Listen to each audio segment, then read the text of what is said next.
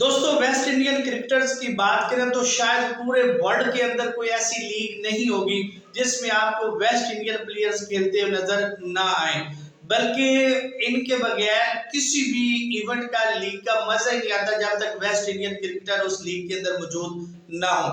IPL की बात करें, पीएसएल की बात करें, लंदन प्रीमियर लीग की बात कर लें, ग्लोबल टी20 की बात या दीगर कोई भी इस तरह का फॉर्म जैसे कि टी10 फॉर्मेट है, तो जब तक इनमें वेस्ट इंडियन खिलाड़ी मौजूद ना हो लीग का मजा ही नहीं आता, क्योंकि ये हार्ड हिटर होते हैं और शायकीन की जो है इनके खेलने से बड़े ज्यादा माजूज होते हैं। लेकिन जब यही क्रिकेटर्स अपनी नेशनल टीम के अंदर परफॉर्म करते हैं, अपनी नेशनल टीम को ज्वाइन करते हैं, तो एकदम इनकी परफॉर्मेंस जो है हीरो से जीरो हो जाती है। और ये ज्यादा प्रेफर भी करती है कि अपनी नेशनल टीम में खेलने की बजाय ये दीगर जो लीग्स हैं वो खेलें, ताकि वहां से ज्यादा रिवेन्यू कमाया जा सके। अब बात करें इंग्लैंड और वेस्ट इंडीज के दरमियान होने वाले पहले टी20 मैच की। अगरचे वेस्ट इंडीज की टीम ने कुछ बेहतर स्कोर तो कर लिया, 2-3 खिलाड़ी इनके 30 प्लस चले गए, निकोलस पुरान 30 प्लस चले गए, आंड्रे रसल 30 प्लस चले गए, लेकिन जिस तरह से इनको बॉलिंग करनी चाहिए थी उस लेवल की बॉलिंग जो है ये अपने होम ग्राउंड के ऊपर नहीं कर सके। 182 रन्स बनाने के बाद, इतना बड़ा स्कोर बनाने के बाद अपने ही होम ग्राउंड के ऊपर इंग्लैंड के हाथों वेस्ट इंडियन टीम जो है ये शिकस्त खा गई। फिल साल्ट ने इंग्लैंड की जानिब से जारहाना इनिंग्स खेली और टी20 कैरियर में अपनी सेंचुरी जो है उसको शामिल किया। 103 रन्स की इनिंग्स फिल साल्ट ने वेस्ट इंडीज के खिलाफ खेली है जस्ट 9 ओवर्स में, यानी 54 बॉल्स के ऊपर,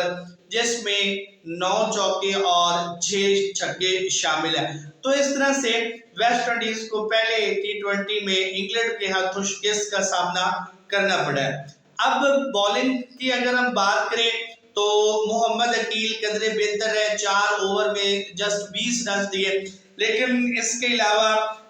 जोसेफ की बात करें, मोती की बात करें और शेफर्ड की बात करें तो इन्होंने 3 ओवर्स में 15 रन के हिसाब से जो है पर ओवर 45 रन दिए हर एक बॉलर ने, यानी कि 15 की इकोनॉमी के साथ 3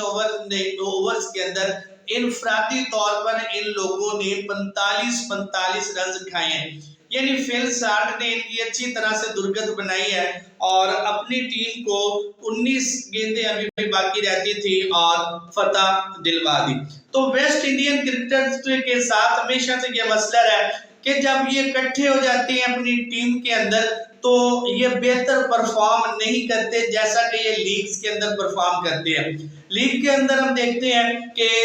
एक वेस्ट इंडियन खिलाड़ी जो है वो पूरी मैच विनिंग इनिंग्स खेल जाता है, लेकिन वही सारे जब इकट्ठे अपनी टीम के अंदर इकट्ठे होते हैं तो उस तरह की परफॉर्मेंस, उस लेवल की परफॉर्मेंस नहीं दे पाते जिस तरह से इंडिविजुअल लेवल की वो देते हैं। क्रिस गेल की बात करें तो आपने आईपीएल के अंदर देखा होगा, डबल सेंचुरी भी उन्होंने स्कोर की हुई है और किस तरह की जबरदस्त हिटिंग करते थे। लेकिन वही क्रिस गेल जब अपनी नेशनल टीम में खेलते हैं तो कई मैचों के बाद एक आध मैच ऐसा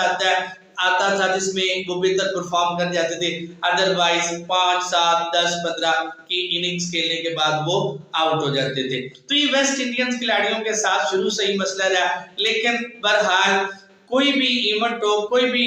लीग हो, सबसे ज्यादा जो मजा आता है वो वेस्ट इंडियन क्रिकेटर्स की बैटिंग देखने का मजा आता है। टी10 लीग की आप बात कर ले, वेस्ट इंडियन खिलाड़ियों के बगैर लीग मुकम्मल नहीं होती, चाहे पीएसएल हो, चाहे आईपीएल हो या दीगर कोई भी लीग हो। जब तक वेस्ट इंडीज के खिलाड़ी शामिल नहीं होते तब तक मैच देखने का, लीग देखने का मजा भी नहीं आता।